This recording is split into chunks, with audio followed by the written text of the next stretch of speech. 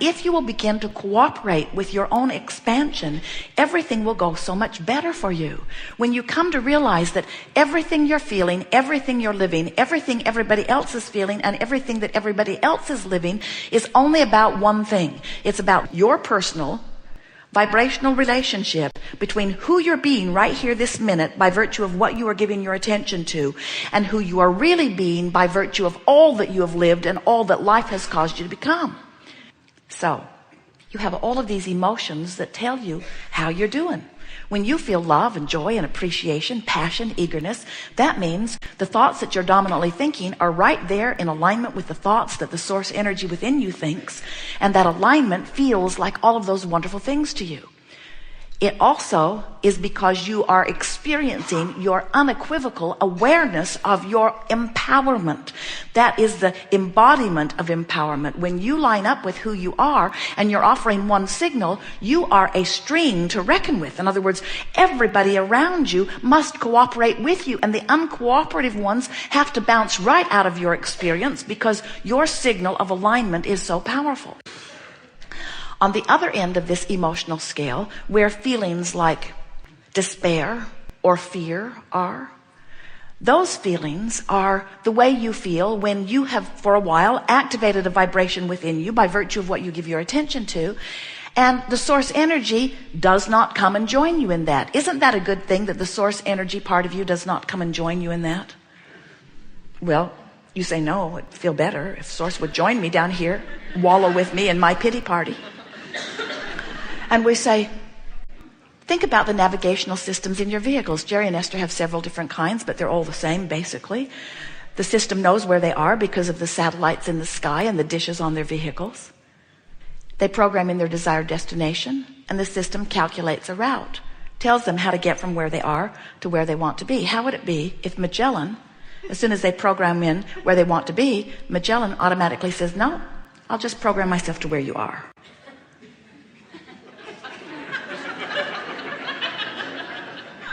And then announces, you're here.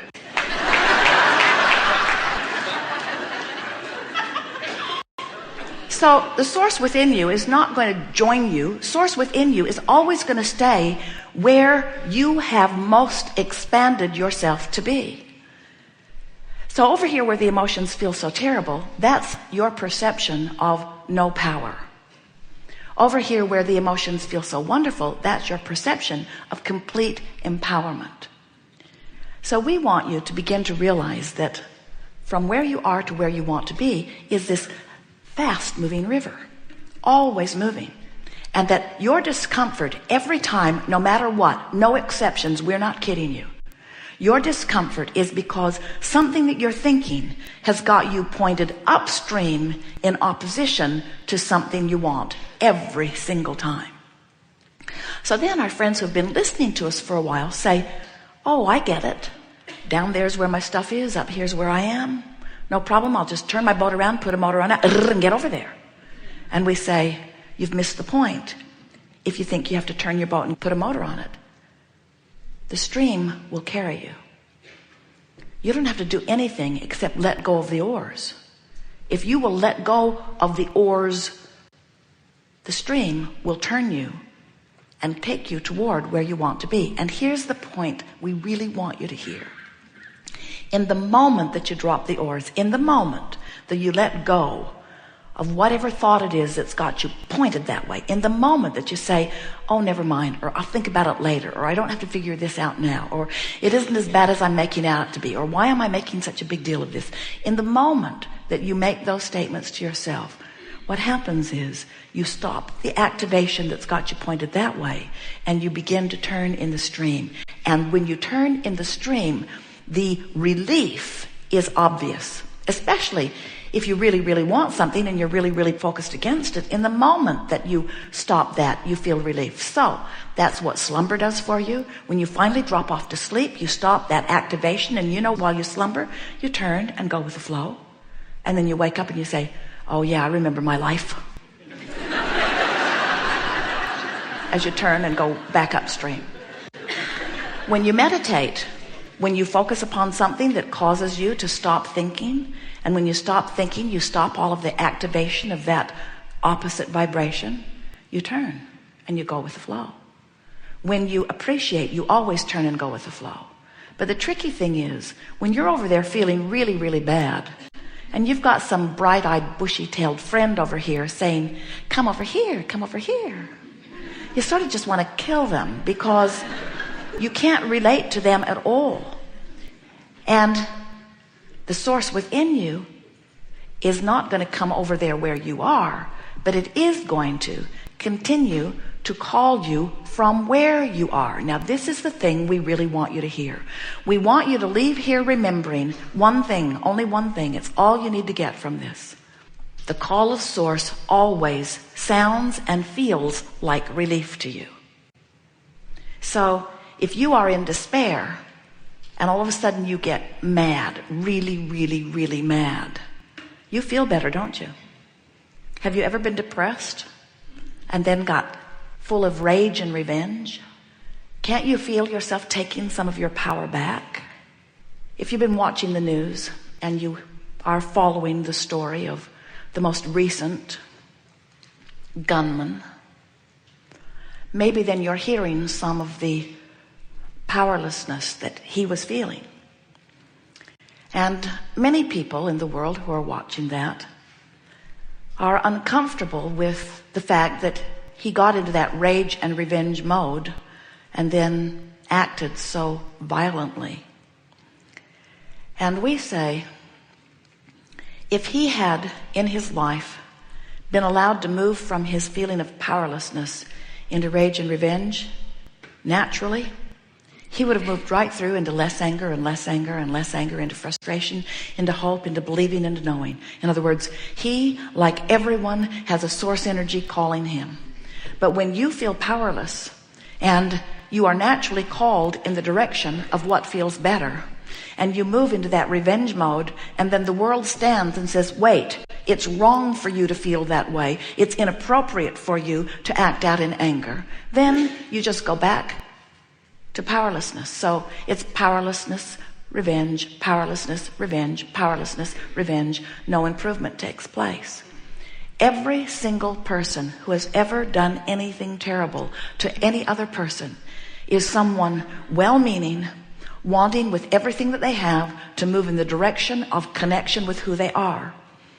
But they've lost track of their guidance system. They don't know about emotions. They don't know that their emotions are calling them home. And so instead, they're trying to follow the guidance of everybody else that's around them. You learn that early on. When you're little and your mother asks for a certain behavior from you and is pleased when you give it to her and displeased when you don't, she has guided you to get outside of your own guidance system. So now, instead of paying attention to the way you feel, instead of letting your life cause you to expand and feeling your emotions which call you into alignment with who you are, now you're looking to your mother, and it's easy to do. She loves you and she's right there. But then you're looking to another and to another and to another. And then before you know it, there are so many diverse people who want so many different things from you. It's hard for you to know which way to go. If we were talking to someone who was a potential serial killer, like this one at this college, we would be saying, come on into that revenge and keep on coming, keep on coming, keep on coming. And there is no one that we've ever met that could not move in a day or two through revenge right into hope if they knew that they were moving in the direction of coming into alignment with Source.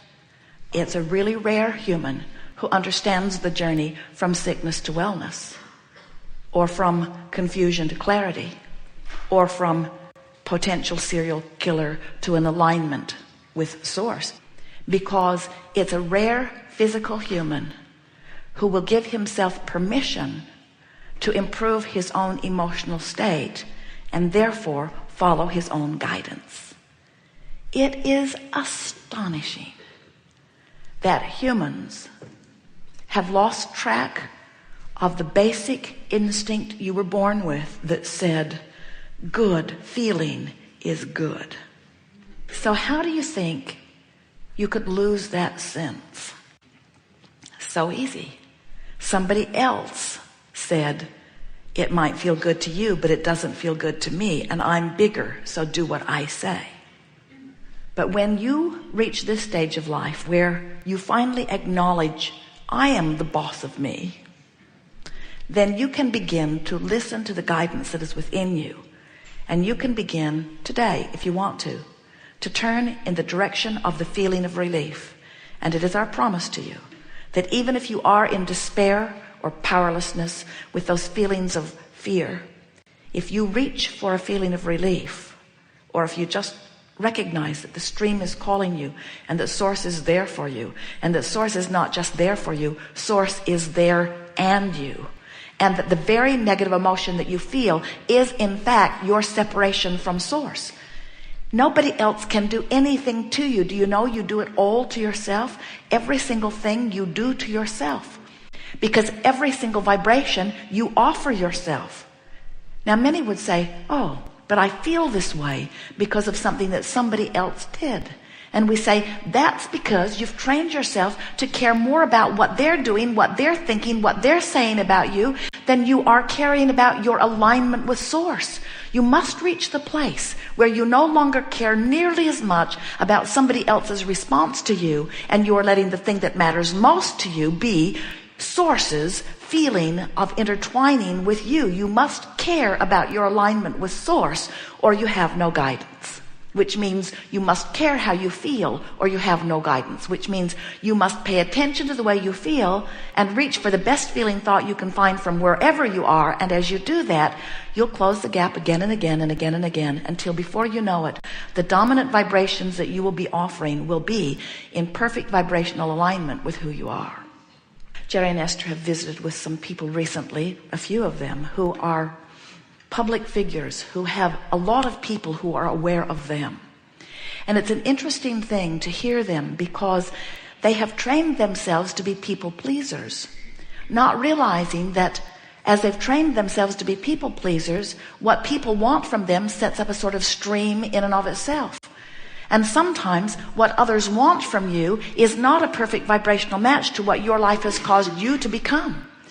And when you get cross current of who you really are, you never feel good. You can have it all. There is nothing that you have to leave behind. You see, everything that you have lived has caused you to put what you want over there. And when you are basking, when you are floating, when you are reveling in life, when you are appreciating, when you are tuned in, tapped in, turned on, when the majority of what you are about is feeling good, now the universe can yield to you what feels like effortlessly to you, because you have never created through your action. You don't create through your action. You create through your alignment of thought. And the way you feel is your indication of whether you're lined up or not. And when you get in alignment with what you've put over there in vibrational escrow, and you know that you're doing that because you're feeling better and better and better and better and better, then you begin to experience what to others looks like miraculous unfolding, but to us it looks like the natural divine order of the universe. You are supposed to get what you want, and all of the resources of the universe are working in concert to facilitate that. And if things aren't working out for you, it's not because everyone in the universe isn't cooperating for you. It's not because the energy that creates worlds is not cooperating for you. It all is. It's only because you are pointed in opposition to what you're asking for. And every time you do it, no more excuses, friends. Every time you do it, you're feeling negative emotion. Every single time. That's what every particle of negative emotion is. It's you turned in opposition to something that you ask for, that you're being called toward. Now, there are two really interesting factors in this. First, if you hadn't asked for it, the stream wouldn't be flowing. And if the stream weren't flowing, your opposition to it wouldn't feel so bad. Did you get that?